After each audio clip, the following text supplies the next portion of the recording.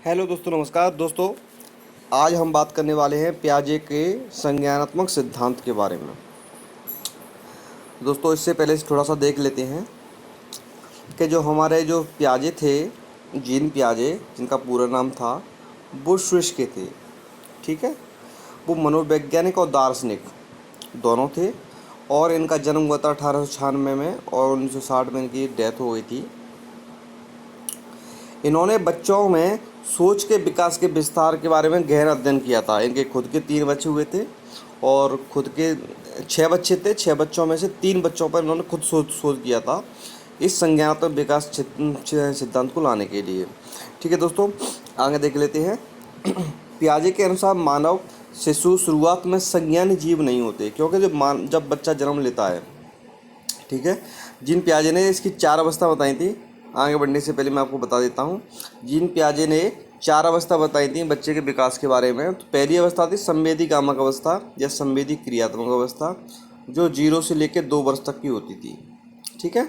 दूसरी थी पूर्व संक्रियात्मक अवस्था, जो 2 से लेकर 7 वर्ष के आयु के जो बच्चे होते हैं उनमें पाई जाती है पूर्व संक्रियात्मक अवस्था। तीसरी थी मूर्त संक्रियात्मक अवस्था या फिर उसको बोले स्थूल संक्रियात्मक अवस्था। ये 7 से 11 थी, 7 से 11 थी। और चौथी अवस्था जो उन्होंने बताई थी वो थी औपचारिक संक्रियात्मक अवस्था, या इसको हम बोलते हैं अमूर्त संक्रियात्मक अवस्था, जो 11 वर्ष से अधिक वर्ष के जो बच्चे होते हैं उनमें पाई जाती है। ठीक है दोस्तों, आगे देख लेते हैं। आपने मूलभूत ढांचा थोड़ा सा देख लिया है, अब आगे समझने में किसी प्रकार की कोई समस्या नहीं आएगी। कि पियाजे के अनुसार मानव शिशु शुरुआत में संज्ञानी जीव नहीं होते। ठीक है। इसके बजाय अपने बोधात्मक और गत्यात्मक गतिविधियों के द्वारा मनोवैज्ञानिक ढांचे, अनुभवों से सीखने के संगठित तरीके, जिनके द्वारा बच्चे ज़्यादा प्रभावशाली ढंग से खुद को अपने पर्यावरण के अनुकूल ढाल पाते हैं, बनाते हैं या निखारते हैं। इसमें ये क्या करते हैं, समायोजन करते हैं या फिर अनुकूलन करते हैं। समायोजन की अवस्था में क्या होता है, खुद को समायोजित करते हैं पर्यावरण के प्रति। ठीक है। और अनुकूलन क्या होता है, पर्यावरण के प्रति खुद को डाल लेना। ये क्या होता है, अनुकूलन कहलाता है, एडेप्टेशन, है ना। अब आगे देखिए जरा, इन ढांचों को विकसित करते समय बच्चे बहुत गहन रूप से सक्रिय रहते हैं। वे अनुभवों के मौजूदा ढांचों का उपयोग करते हुए उनका चुनाव करते हैं और अर्थ निकालते हैं तथा वास्तविकता के और बारीकी पक्षों को ग्रहण करने के लिए उन ढांचों में बदलाव करते रहते हैं। चूँकि जीन पियाजे का मानना है, दोस्तों अच्छे से समझना इस चीज़ को, जीन पियाजे का मानना है कि बच्चे उनकी दुनिया के लगभग समस्त ज्ञान को उनकी अपनी गतिविधियों के द्वारा खोजते या निर्मित करते हैं। जीन पियाजे कहते हैं कि बच्चे अपनी गतिविधियों के द्वारा खोजते या निर्मित करते हैं क्या, दुनिया के समस्त ज्ञान को। ठीक है। अतः पियाजे के सिद्धांत को संज्ञानात्मक विकास तक ले जाने वाला रचनात्मक मार्ग कहा जाता है। इसलिए संज्ञानवादी जो सिद्धांत था वो किसने दिया, जीन पियाजे ने दिया, हम ऐसा कहते हैं। ठीक है दोस्तों, आगे देख लेते हैं संज्ञानात्मक विकास के सिद्धांतों की अवधारणा। इसमें कुछ टर्मोलॉजी है, उनको आप अच्छे से समझ लेना। ठीक है। जैसे स्कीमा बहुत इंपॉर्टेंट है। स्कीमा होती क्या है मैं आपको बता देता हूँ अभी, कि मनोवैज्ञानिक सिद्धांतों के अनुसार मानव विकास के 3 पक्ष होते हैं। जिन पियाजे ने 3 पक्ष बताए थे, इसकी जैविक परिपक्वता, भौतिक पर्यावरण के द्वारा अनुभव, और तीसरा पक्ष जो इन्होंने बताया था वो था सामाजिक पर्यावरण के द्वारा अनुभव। ठीक है। अब देखिए जरा, जैविक परिपक्वता यहाँ पर क्या होता है कि जब बच्चा जन्म लेता है,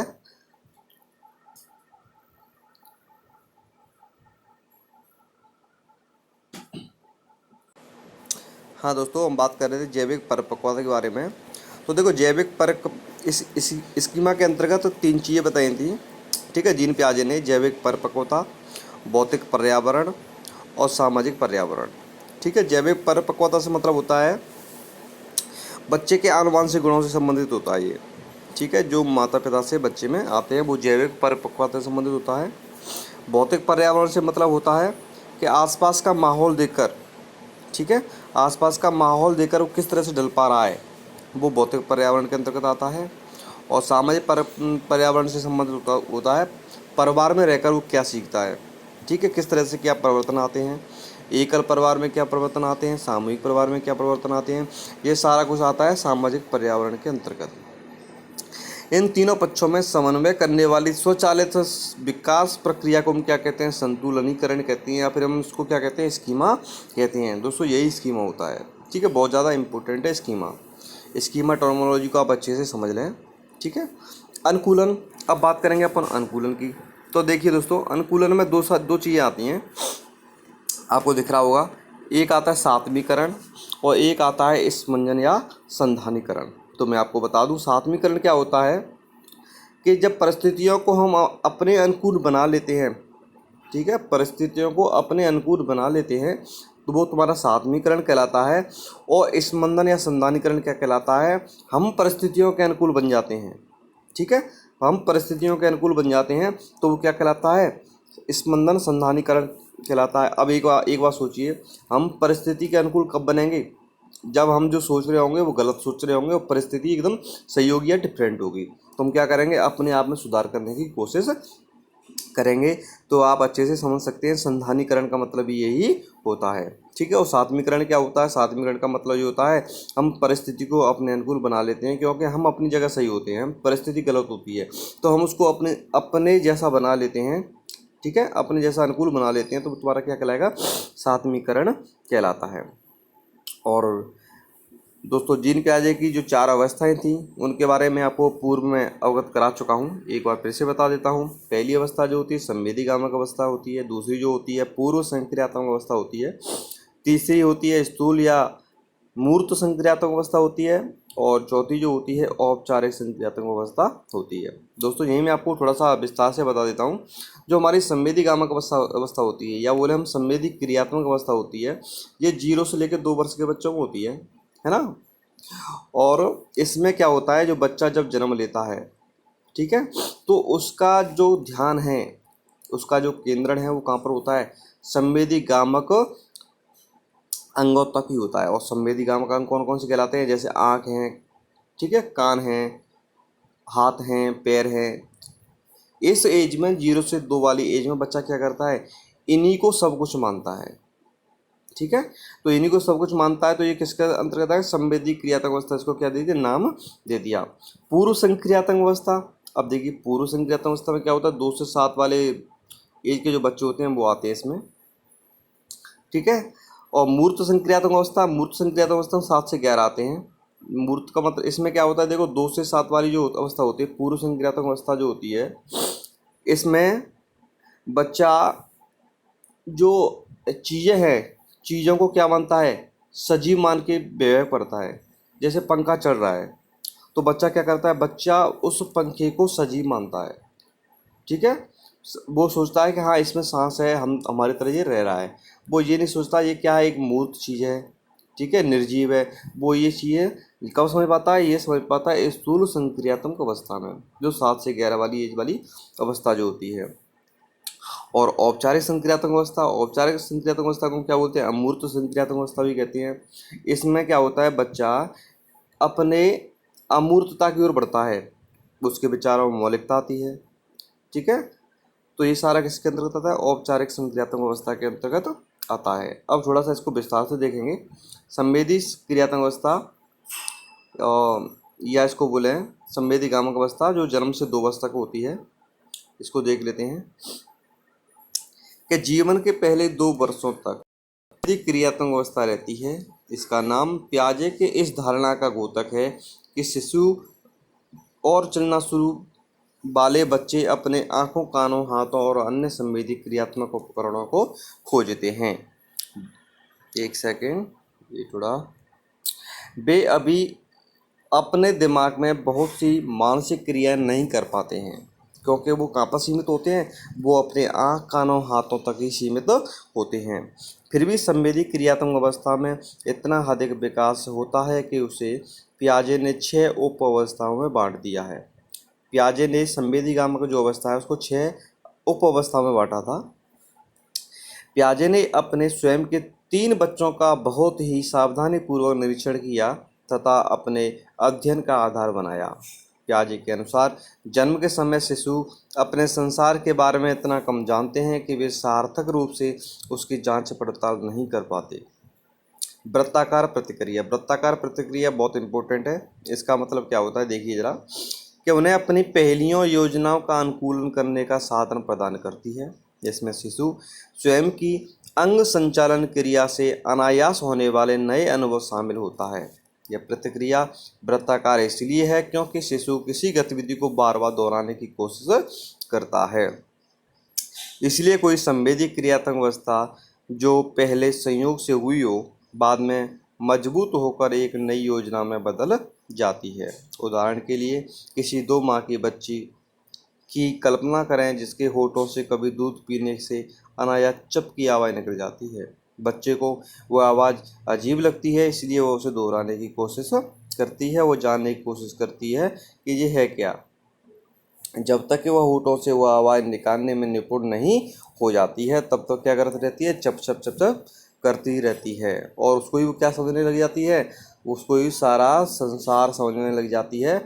बच्चे को कोई क्रिया हो, आप बच्चा कोई प्रतिक्रिया कर रहा हो और आप उसको हंस जाएं, शाबाश कर दें, तो बच्चा क्या करता है, बार बार उसी प्रतिक्रिया को करता है। ऐसा होता है संवेदी गामक अवस्था में।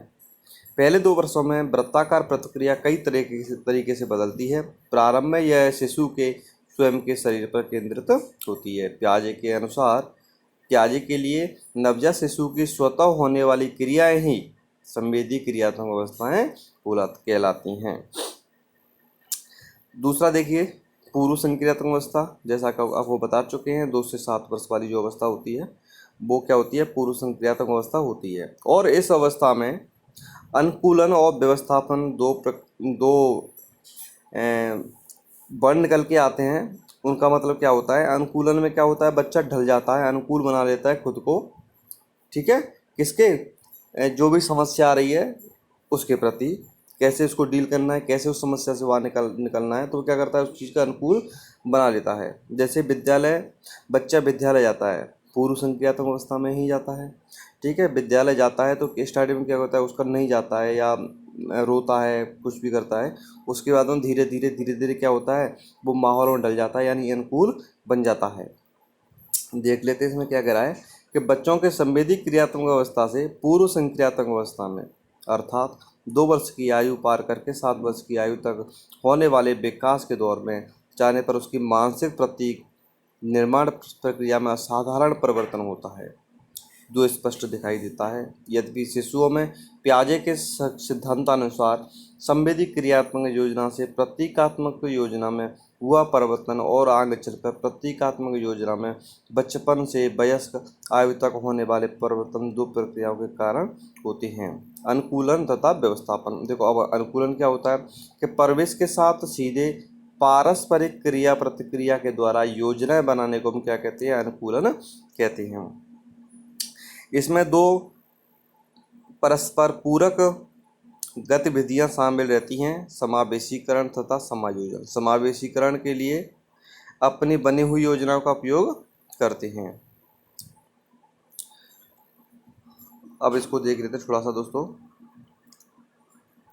ये सारा वैसे मैं आपको करा चुका हूँ, लेकिन इसमें जो टर्मोलॉजी है इम्पोर्टेंट वो हो जाती है। इस टर्मोलॉजी को मैं आपको बता देता हूँ।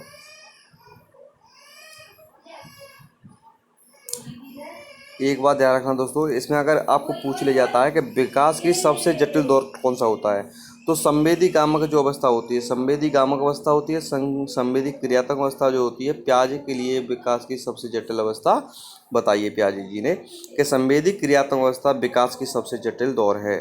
ठीक है दोस्तों, अब अपन बात करेंगे। देखो, अपन ने अनुकूलन देख लिया था, व्यवस्थापन क्या होता है, व्यवस्थापन के बारे में देख लेते हैं कि व्यवस्थापन के द्वारा जो भी योजना बदलती हैं वह प्रक्रिया परिवेश के साथ सीधे संपर्क में अलग हटकर आंतरिक रूप से घटती हैं। ध्यान रखना दोस्तों, ठीक है, इन चीज अच्छे से देख लेना। व्यवस्थापन के द्वारा जो भी योजनाएं बदलती हैं यह प्रक्रिया परिवेश के साथ सीधे संपर्क से अलग हटकर आंतरिक रूप से घटती हैं।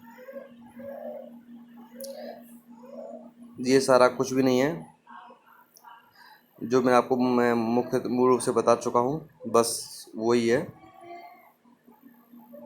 देखो, इसमें कई सारी चीज़ें पूछ ली जाती हैं बच्चों के विचारों में क्रमिकता कहाँ से आती है? तो बच्चों के विचारों में जो क्रमिकता है, विचारों हो चाहे लंबाई हो चाहे वजन हो, उसमें क्रमिकता जो शब्द जोड़ा गया है वो मूर्त संक्रियात्मक अवस्था में जोड़ा गया है। ठीक है दोस्तों, मूर्त संक्रियात्मक अवस्था में क्रमिकता पैदा होती है। इस चीज़ को आप अच्छे से ध्यान रखना। जो मेन चीज़ है मैं आपको बता रहा हूँ। मैं एक बार स्टार्टिंग से बता देता हूँ। कहाँ गया तीसरा पेज? ये रहा।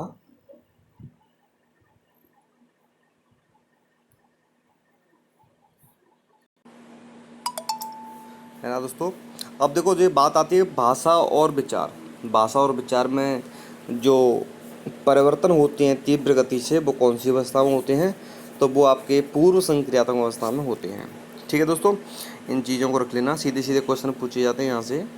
खेल में स्वांग करना। और देखो, खेल में बच्चा इंटरेस्ट कब लेता है? पूर्व संक्रियात्मक अवस्था में ही लेता है। ठीक है, जब वो 4-5 साल का होता है, 6 साल का होता है, जब भी क्या करता है, खेल में सबसे ज़्यादा इंटरेस्ट लेता है। ठीक है, तो यह तुम्हारा पूर्व संक्रियात्मक अवस्था में आ जाएगा। और देख लेते हैं। देखो, पूर्व संक्रियात्मक सोच की सीमाएं देख लेते हैं। ठीक है दोस्तों, इसको आप अच्छे से देखना। सीमाएं क्या हैं कि पियाजे के अनुसार छोटे बच्चों में संक्रियाएं करने की क्षमता नहीं होती है। पियाजे ऐसा मानते हैं, संक्रियाएं ऐसी वास्तविक क्रियाओं का मानसिक निरूपण होता है जो तार्किक रूप से चलती है। और ये सारा कब आता है? ये सारा आता है अमूर्त संक्रियात्मक अवस्था में। कौन सी अवस्था में? जो पियाजे ने चौथी अवस्था बताई थी, अमूर्त संक्रियात्मक अवस्था। ये सारी चीज़ें किसके अंतर्गत आती हैं? उसके अंतर्गत आ जाती हैं। ठीक है, इसके बजाय उनकी सोच बंधी हुई लोच रहे तथा एक समय में परिवर्तन के एक ही पक्ष तक सीमित होती है। साथ ही यह इससे बहुत अधिक प्रभावित होती है कि किसी क्षण पर चीज़ें कैसे प्रतीत होती हैं। अब बच्चों, दोस्तों, ये आत्म केंद्रितता तथा जीववादी सोच बहुत इम्पोर्टेंट है। आत्म केंद्रितता तथा जीववादी सोच जो होती है, बच्चों के पूर्व संक्रियात्मक अवस्था में होती है। ठीक है, पूर्व संक्रियात्मक अवस्था में सबसे बड़ा दोष पाया जाता है इस चीज़ का। अब आगे देखिए, मूर्त संक्रियात्मक अवस्था 2 से 7 वर्ष की अवस्था होती है। इसमें बच्चा क्या करता है? धीरे धीरे क्या करने लग जाता है? तर्क करने लग जाता है, लचीला बन जा फ्लेक्सिबल होने लग जाता है और अपने आप को व्यवस्थित करने लग जाता है, अपने विचारों को व्यवस्थित करने लग जाता है। ठीक है, इसमें इस अवस्था में बच्चा क्या होता है? पंखे को पंखा समझता है और इसे समझ जाता है कि पंखा क्या है? पंखा एक मूर्त है। कैसी है? मूर्त है और निर्जीव है। इस अवस्था में बच्चा समझ जाता है। नहीं तो इससे पहले वाली अवस्था में उसको क्या समझता था? सजीव समझता था। ठीक है, इसमें समझने लग जाता है कि ये क्या है? निर्जीव है। और तर्क संगतता, लचीलापन, ठीक है, जो भी है, इसका जो व्यवस्थित क्रम है या बोले बहुत अच्छे से हो पाता है, वो कौन सी अवस्था में होता है? चौथी स्टेज है अमूर्त संक्रियात्मक अवस्था, उसमें ही हो पाता है। ठीक है दोस्तों, अब देखो, चौथी अवस्था हमने अच्छे से देख ली है। इसमें मौलिकता वगैरह आ जाती हैं, मैंने आपको पहले ही बता चुका हूँ। और अपने विचारों को अच्छे से व्यवस्थित करने की क्षमता बच्चों में आ जाती है। ठीक है, अमूर्त रूप से सोचने की क्षमता आ जाती है। और ठीक है दोस्तों, आज की वीडियो में इतना ही। धन्यवाद।